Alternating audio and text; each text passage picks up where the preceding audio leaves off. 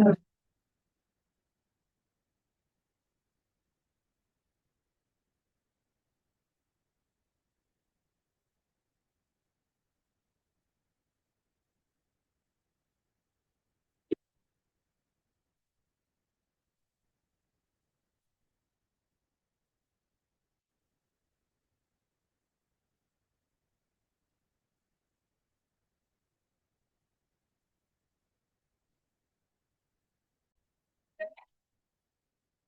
I'm Devin. I'm an alcoholic.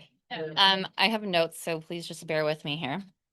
Um, First of all, I'm just so honored to meet Megan or to introduce Megan, sorry. Um, when she first came into the program, I was like, okay, she's a triple threat because she's beautiful, she's smart, and it was very clear that she was committed to her sobriety completely. She had something that I didn't have, which was total resolve. She got in right away. She started doing sponsorship, started doing the steps. She's been heavily involved. She goes to meetings. She does free ULA classes for AA members, and she constantly shows up for others and celebrates them. And she's just kind and empathetic, and she embodies the program completely and is just an example of it in action. And I met her, and then shortly after I relapsed, and then before I got sober again, she reached out to me and invited me to like just like a small birthday dinner of hers, which is like she absolutely did not have to do. And it just really shows her character, and she just cares about people deeply and is willing to um do anything she needs to for the people that she cares about. And I've just never see I've never seen her the foundation of her sobriety waver. Um she got in the middle of the herd, and I've just witnessed her be an excellent mother and a genuine friend and a confidant and a beautiful person, and honestly an inspiration to me and to I know so many other people in the program and in other parts of her life as well. And I'm just truly lucky to know her, and I'm so honored to introduce her and let her share her incredible story with us. Thank you.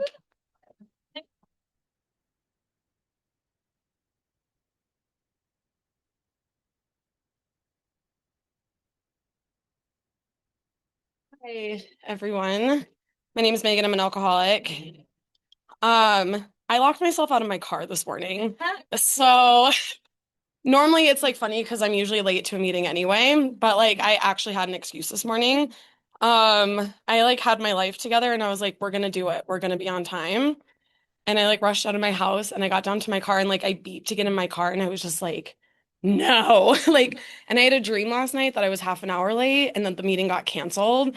So this is starting off so well. I haven't had time to be nervous this morning because I've had too much time panicking. So, um, my name is Megan. I'm an alcoholic. My sobriety date is March 18th, 2024.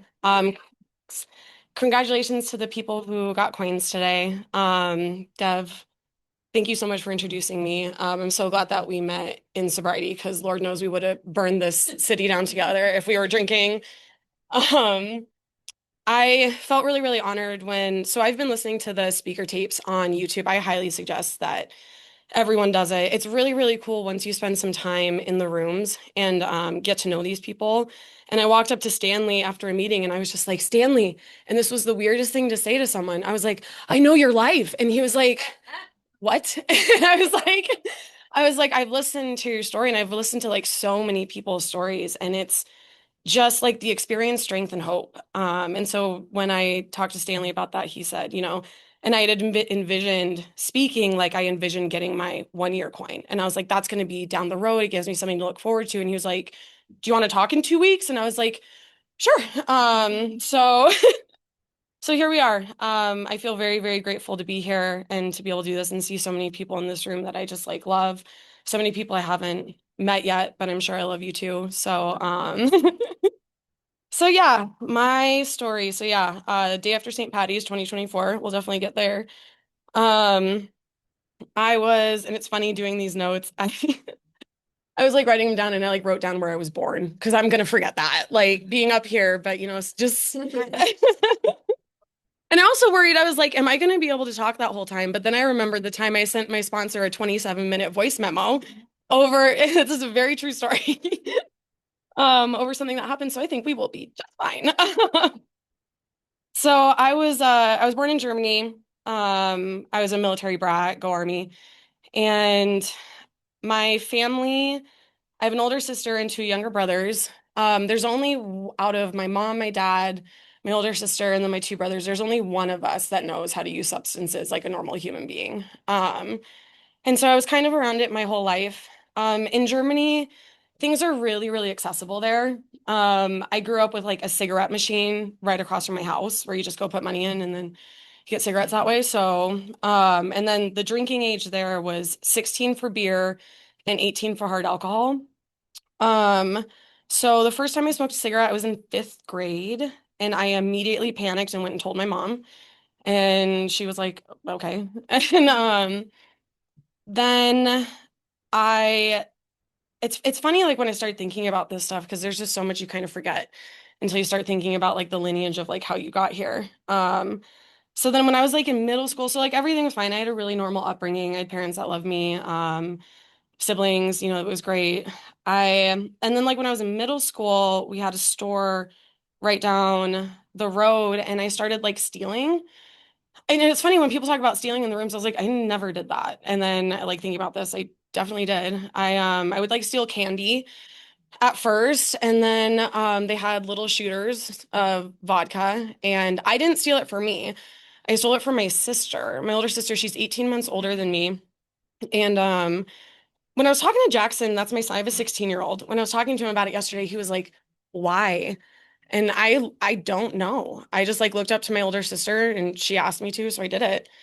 And so I would like steal vodka for her. And then it wasn't too long. I mean, it's all like kind of blurry when you think back to it, but shortly after I started doing that, there was a day my parents were gone and I went downstairs and she was just like laying there in like a pile of vomit. And she was like, I was like, Lynn, like what's going on? And she was like, don't tell mom, but I drank a bunch of like alcohol and nail polish remover and took a bunch of pills. And I was like, oh, and I actually debated not telling my mom because I listened to everything my sister told me to do. And so I went upstairs and I panicked and I called my mom. And I just remember she had to go to the hospital and they had to pump her stomach. And I was still kind of like too young to really understand why. And me and my sister jokes about it now, and I don't know why, because it's a really like fucked up thing to joke about, but she does. So that's definitely some trauma I need to unpack with my therapist. We haven't gotten there. My my therapist lineage, she's like my second sponsor. So but so then like in Germany, and actually every single time I come to like a meeting or the speaker meetings, everyone always talks about their first drink, and I don't remember mine. I remember I was 14 and I remember my sister took me to the bar. I remember kind of like what it looked like. And I remembered being in the bar and looking around and just being drunk. And then I went home and I just dry heaved the entire night, couldn't like throw up. And then the next day, apparently, like my mom asked my sister, like, did you take Megan out and get her drunk last night? And my sister told her, yeah. And then that was that. Like my mom never talked to me about it. I didn't really know, like at that point, I just like really didn't get it. I just thought it was fun. I didn't get that relief that I was gonna get like later on and why I started to like love drinking. I partied a lot my sophomore year in high school. Freshman, sophomore year. It was so much fun. And we would go off base to get alcohol and then we would just like put it in our backpacks and then take it on base, and they like never checked it. We used to party at like there was this place in the mall. It was like a McDonald's kind of, but at night they turned it to a club, and then we would like just go there, and no one like questioned it. I was just like I was always in the bar, and the time I got caught from like the German police, I mean like I can't believe this guy sold me alcohol. Like I looked like I was 12 and I was 14, but I had like a lanyard with like stuffed animals on it. And and he sold me alcohol. And so yeah, and then we saw the police pulled up and then we panicked and ran and they like I thought I like lost them and they came up to me and they were just like, "Oh, what is that?" And they took my alcohol. Never heard anything of it. They like called my mom 2 weeks later. And so it's like the punishments for drinking over there, it was like nothing. And so I drank so much and then I moved to Montana when my parents separated. And when I got here the rest of high school, I just didn't want to drink. I don't really remember being hungover when I was younger. But I just didn't want to. So everyone in high school, like I would still go to the keggers and like hang out, and everyone actually thought I was like an undercover cop when yeah. So I just like didn't drink. I was always like giving people rides. And I turned 19 and I moved up to Missoula. Started working at like DirecTV and I met a friend, which was really cool because the last time I came to Missoula about a year ago, he didn't know that I got sober. I was really quiet about my sobriety at that time. And so I met him at a bar and he was like, "Oh, are you gonna get a drink?" And I was like, "No, I've actually been sober." And I got to tell him my story and he was really, really proud of me. But this friend at work, he was like, "Do you want to like one day after like a really hard day at work, like that place is not fun to work for." And he was like, "Do you want to like," and we would get off at like midnight. He was like, "Do you want to have some like margaritas and talk shit about our boss?" And I was like, "Yeah." So like I stopped at Walmart on the way home and like we started margaritas at like midnight and I was 19. I got a couple of MIPs. I would just like drink a lot. Um and then I turned 21, moved down to Hamilton.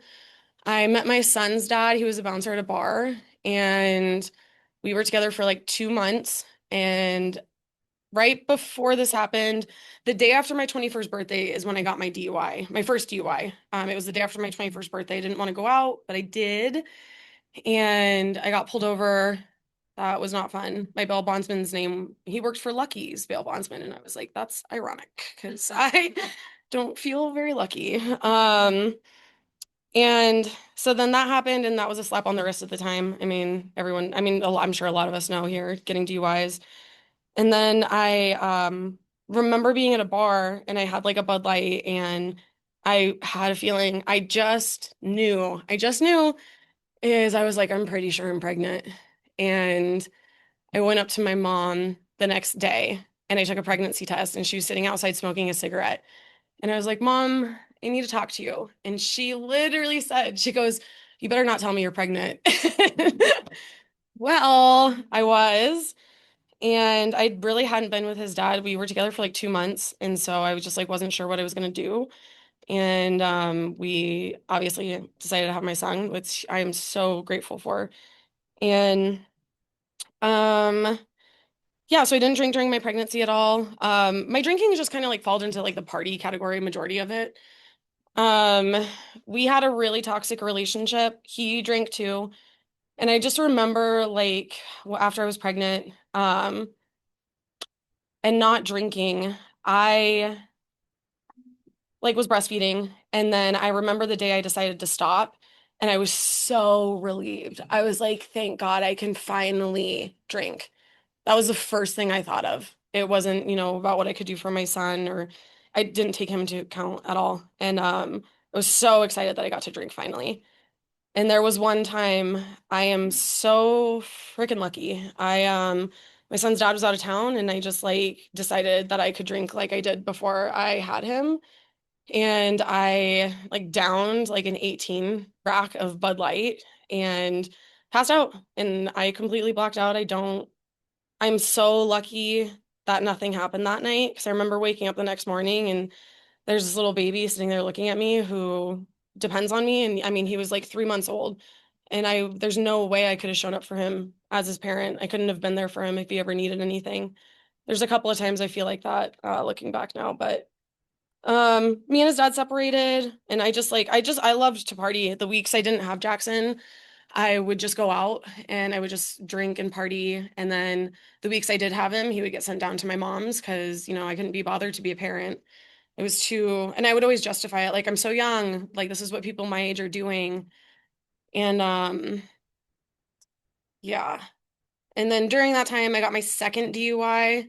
that's a good story. If you guys ever want to hear it, I'm not gonna tell it now, but it's not really, it's not a good one, but it's a good one for the rooms. I'm sure we can all relate to a night like that. But and then even after that, I didn't think it was enough for me to like get get my shit together. I yeah, so I just kept like partying. Um held a job. I've never lost a job because of drinking, which is shocking to me. Um, I would just always show up smelling like booze from like the night before, and I'm sure I was still drunk sometimes showing up to work. Um, and then I got really, really sick at the age of 26, and I didn't know why. And I, it took about 8 months for me to go through this and get a diagnosis. And I was diagnosed with Crohn's disease. With people who aren't aware, it's a autoimmune condition of your GI. And I remember being in the doctor's office and I was so hungover. And she was showing me, I have to give myself injections every other week for this. And I had to give myself four that day. And I was so freaking hungover. And I just like remembered thinking, like, okay, like you can't live a life like this. She told me I just, and of course, anytime I go to the doctor, how does alcohol interact with this medication? That's my first question every single time. And she was like, well, I mean, you shouldn't. I'm on a medication that's really hard on my liver. I have to get liver tests done every 6 months. And every single time I would get them done, I would be so anxious leading up to it. And then I would get a green light and then I would start drinking again. Cause I'm like, well, my liver is obviously hanging in there. Um, but she was like, you do have to quit smoking. And I was like, okay.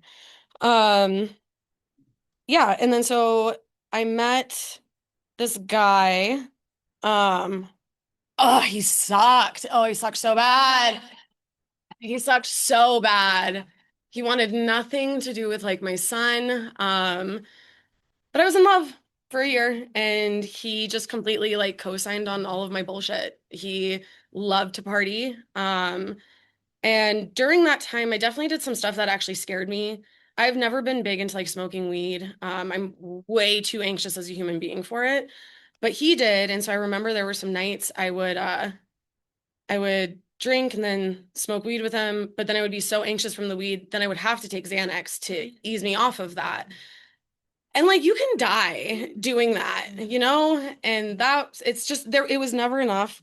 That lasted for about a year and then we separated back to my same lifestyle. Um, and then I got a job in the service industry for about a year and I met a guy who, you meet people in your life and you're just kind of like, this person is so meant to be here and he's going to be in my life forever. No matter what, we are always going to like have each other.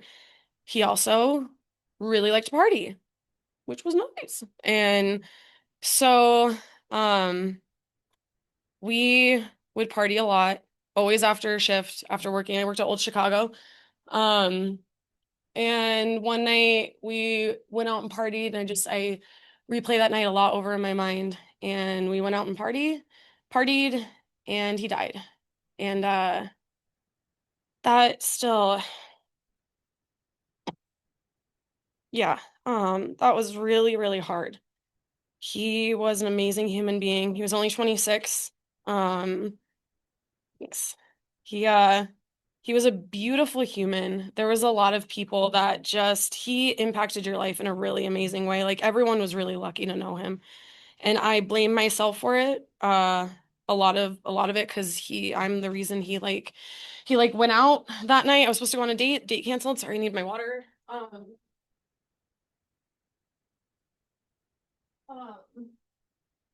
and and then of course, like I asked him if he wanted to go out, and he had they ruled it. Yeah, he had diabetes, and they ruled it that's the first dead body I've ever seen. Um, I didn't find him. My other friend did, but we did have a viewing, and uh, that was really, really hard. And his parents never blame me, and I don't know why. Um, so that was really, really hard. After that, I went on, it was anywhere from a 2 month to a 6 month long bender. I don't know what happened during that time. I remember going into work. I stopped calling in. I work for the state, and thank God I don't know how I still have that job. But I went in one day and my boss literally asked me, she was like, "Do you even want this job? Like what is going on?" And then there's always been an excuse for me to like that work is like super inconvenient for my life. uh, and with Crohn's disease, so I have FMLA to protect my job. And I got really, really good at abusing FMLA for my hangovers. And the way I justify that in my mind is I'm like, well, I wouldn't be as hungover if I didn't have an autoimmune disease. So that's why I'm calling in sick all the time. And then my friend died, and I didn't get my shit together after that. But after he died, I did start going to therapy. And I met an amazing, amazing human. And every single I see her every other week. Um, and I would just show up really hungover and I would hate it. I would hate my life. I would have my regrets running and just talk about what a crappy parent I was, that I was never showing up for my son every week. Because me and his dad, we have a really great relationship now. I am so grateful for his dad. And every other week I would get him back and I would spend the first 3 days hungover recovering from my bender the week before. And so she would see this, and I talking about it more made me realize like I don't want to live my life like this anymore. And I did that with her for about 6 or so months. And then she said, have you ever thought about, maybe trying AA?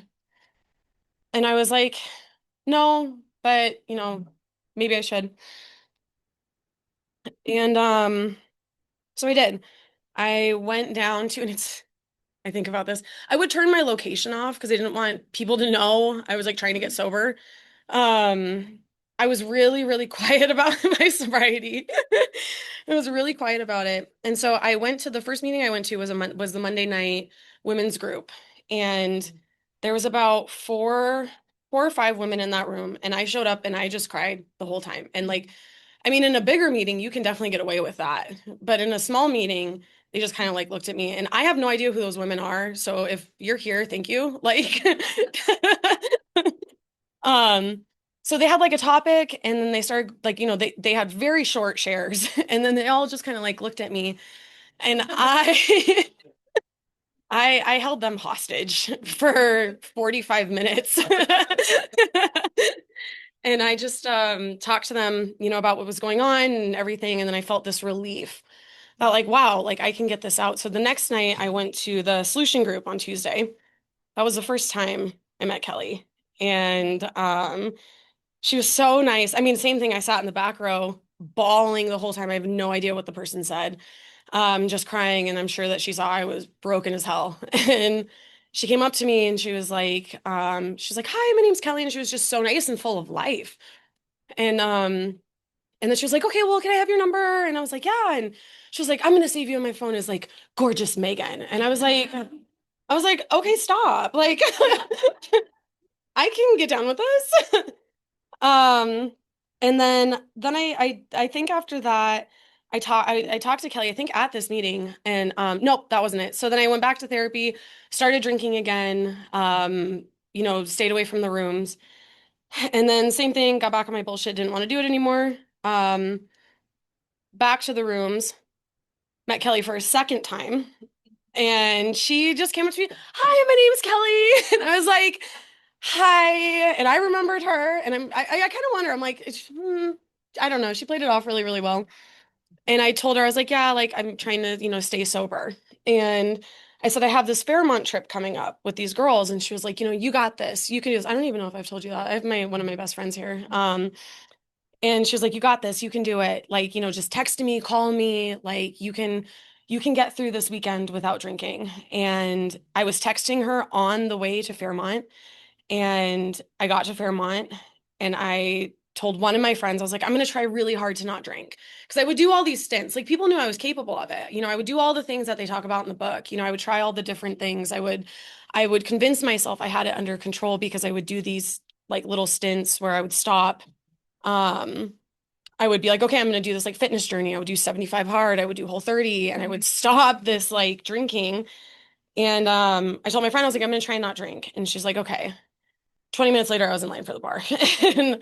And then I drank that weekend and I felt like a failure. And I was like, I can't show my face back in that room. I can't meet her for a third time. And then this whole time I had trauma bonded with the other person who felt like it was his fault that Connor died. And we had this will they won't they kind of relationship for a year. And he also, I was really good at surrounding myself with people who co-signed on my bullshit. And then St. Patty's came around. I was really hungover already. It was on a Sunday. And I was like, we're just gonna catch a good buzz. We're just gonna drink enough to where we have fun. My friends used to call me like they would be like, oh, is it 45-degree Megan? Because they would know I'm so drunk because I would start going like this halfway through the night.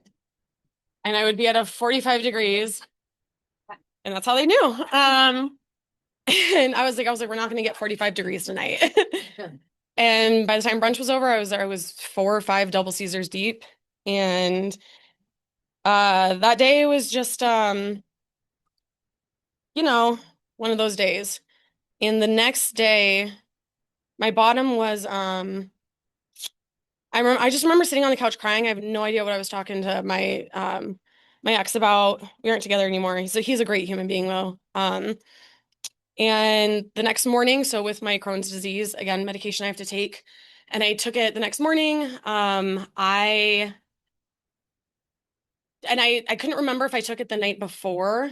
And then that really scared me. I called my doctor, I called him. I was like, "Do you remember me taking this?" And he was like, "No." And that's when I was like, my life is so unmanageable. Um, I really scared myself. I was like, I'm gonna die. This disease is actually gonna kill me. Um, and so I spent that day calling rehabs, calling all kinds of rehabs. I wanted to go to the one closest to here, so I went to Great Falls. Um, I drove myself in all 6 pink luggages I packed, and they made me keep those out in the car. Rehab was great. I learned a lot about codependency in rehab, and I didn't realize how much of my drinking, I mean, I have anxiety, that's why I drink, but codependency, I like to be around people and I need people, but I needed people to need me more. And that's what I learned about how unhealthy the relationships I had in my life were. And rehab was great. A lot of stuff happened in rehab that I wasn't aware of. I left and there was this guy who I wanted to be with me, but I was like, this part of my life is for me. I need to get sober. That was like the first time in my life because I always went running to guys. First time in my life, I was like, no, we're gonna do this. I'm gonna do this for me. I have things I need to work on. So then I found myself back in the rooms of AA, and that was the first thing I did is I went to a meeting. I panicked because trying to find Zoo Group, I'm like, this is not where it says it's supposed to be, but it is if you actually read the directions on the app.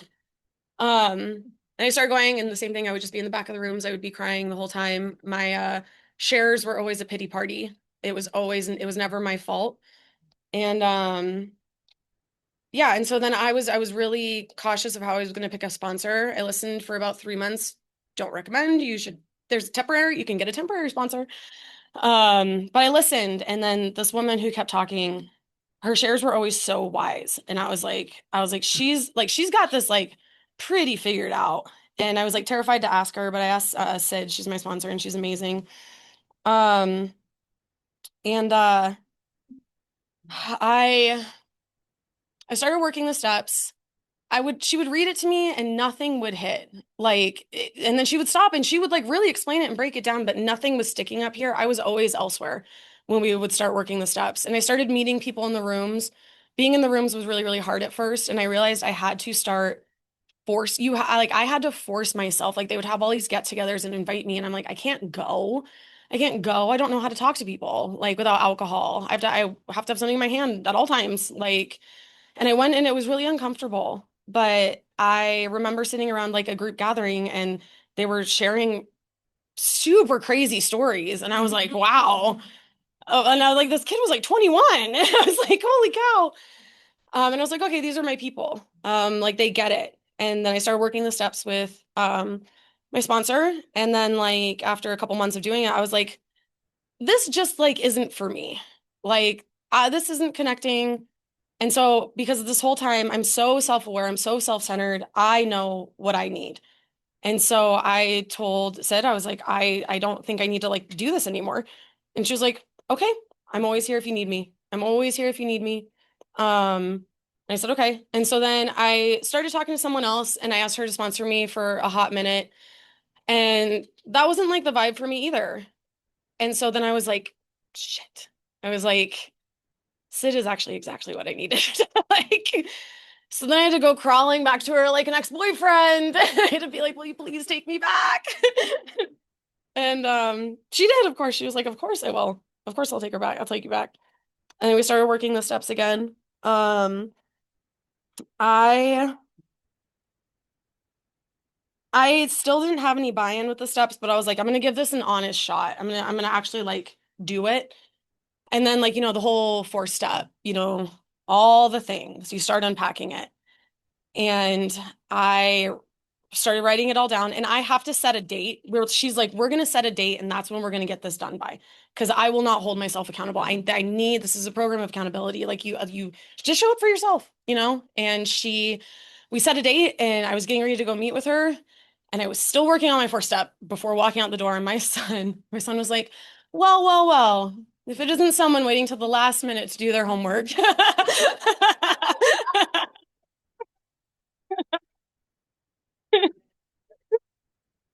And so then we did it, and she was like, okay, the next time I see you, we're gonna sit down and you're gonna tell me all of this. And I said, the hell I will. And we did. We sat in the church where the nooner is, and we sat there for 5 hours. And I told her things I have never told another human being.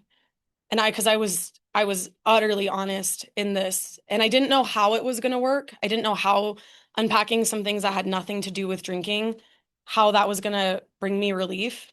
Um, but it did, and I cried a lot, and she still loved me at the end of it. Um, she she still accepted me, and she told me like, everything's gonna be okay.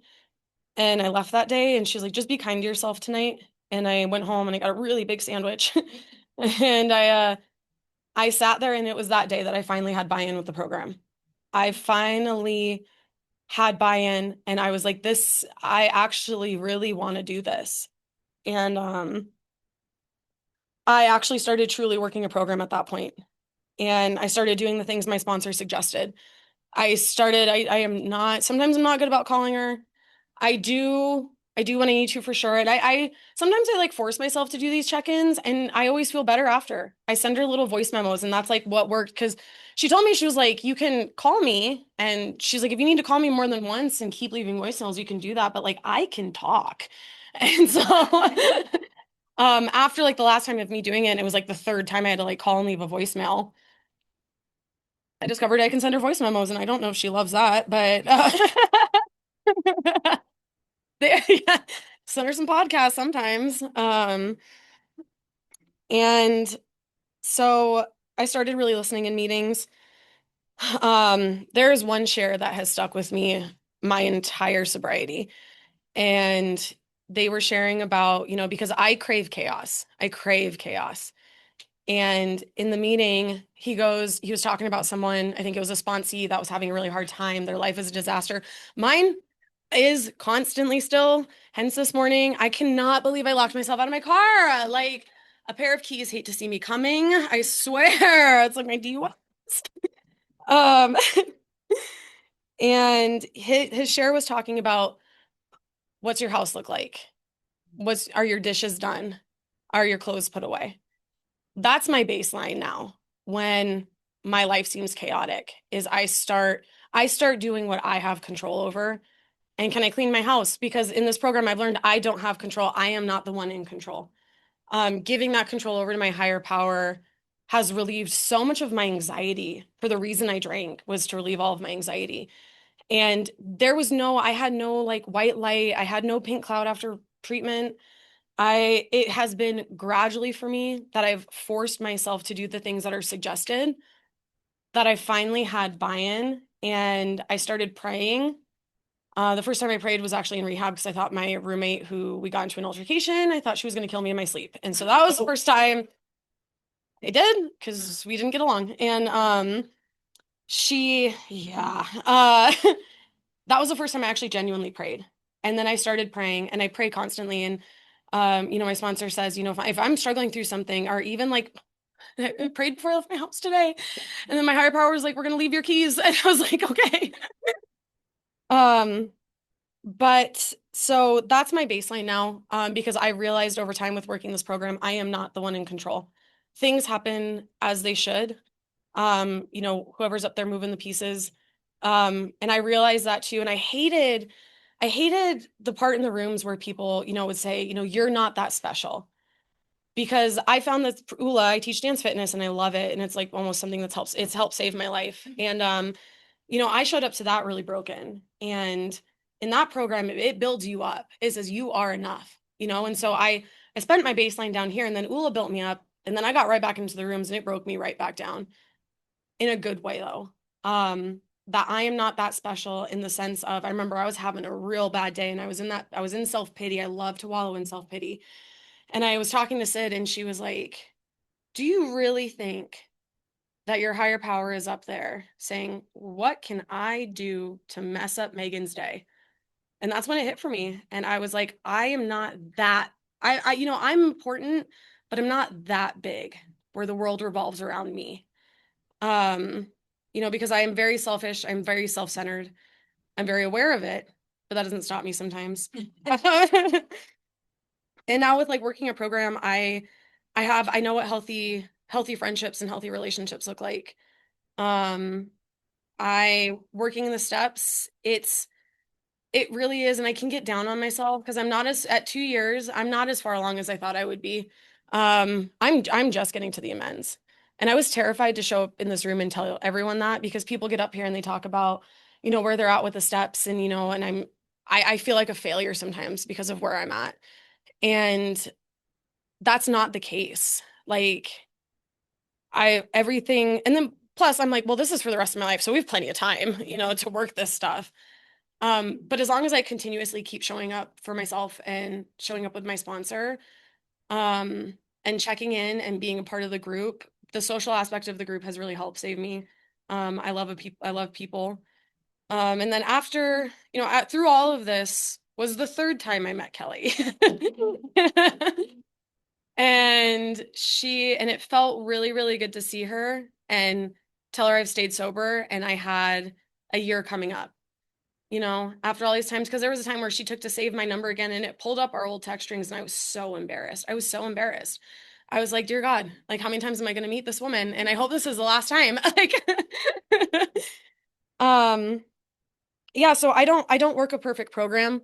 The solution is in these rooms. As long as you keep showing up. And if that's the bare minimum I can do sometimes, that's what I do. Is if the bare minimum, if I'm in chaos and if I'm struggling, I always go to a meeting and I lean hard into the program when I need to. I actually like reach out to other alcoholics, and you always think when you're going to reach out to another alcoholic, you're going to talk about alcoholism and working a program, and that's we usually don't. Like I'll tell them I'm struggling, and there's been a lot of moments that my higher power puts me exactly where I'm supposed to be. I was having a really hard night one night, and I was just aimlessly driving around Missoula because I couldn't be home, can't be with myself. Can a little bit now, but still it's hard. Couldn't be with myself and my plans had like fallen through. And there's times I would get home and I'm like, is this it? Like, is this my life? And that night I was like pulled over in a parking lot and I had a friend call me and I was actually sitting there. I was like, right now would be a great time for someone from the program to reach me out because I get out of self. I get out of self when I'm working with other people in the program. And there's ways to like be of service. And so she called and she's like, what are you doing? And I was like, this is going to sound really weird, but I'm sitting in the hospital parking lot. And she laughs and I was like, what are you doing? She was like, I'm also just sitting in a parking lot in my car. And I was like, she was like, because I can't go home. And I was like, neither can I. And then I went to her house and it was really beautiful. So what else did I want to talk about? I don't work a perfect program, but there are lots of ways to be of service. I've failed at getting a service position, but how I see service is like, and I need to start doing them again. I do book free ULA classes just for people in the sober community, a safe space that we can all come and dance. And it's not about what it looks like, it's about how it feels and to be in a safe space. And if that's my service, or if my service is literally just answering a call, if someone calls me and I can from the program, I answer. Um, because that's how I can be of service in my life with everything else that's going on. With my son, I'm really, really grateful that I get to be the parent that I want to be now. He's actually like looks forward to hanging out with me, which is insane. It's insane. He just got back from Florida, and that was really hard for me to let him go that far. And the night before, I just prayed, and I really do give it up to God. I just say, like, you have this. Like, things will happen as they should. And I pray a lot. And he came home, and it's been amazing that I get to show up and be the parent I want to be. I get to live a life. I'm proud of the life I get to live through working these steps. And I just continuously just try and be the person I see myself being. My life got really dark. It got really, really dark, and I lost my light. And I feel like I'm finding that again in sobriety. The fact that I can even stand up here, I can't believe that. That I haven't had to read these, like, the whole time. That's insane to me. And the amount of relief that I've gotten through this program, I know how to deal with things. Of course, also like I go to therapy too. She's an amazing woman. She offered to drive me to treatment. That's how bad she wanted to see me get sober. I had a sponsor for a hot second when I was in the rooms for 2 minutes. I asked someone to sponsor me. I went once, never showed up again. And my therapist cried when I told her I got a sponsor. And then I went back out and drink again. And so it's not about being perfect. It's not about, if you go back out and drink, that's okay as long as you just keep coming back, because that's all I have to tell myself, that I just need to keep coming back. And I've been a slow burn with the program, but that's okay, because all I have to do is just kind of keep showing up. Um, so yeah, I think that's all I got, and I can't believe I just did this. Like,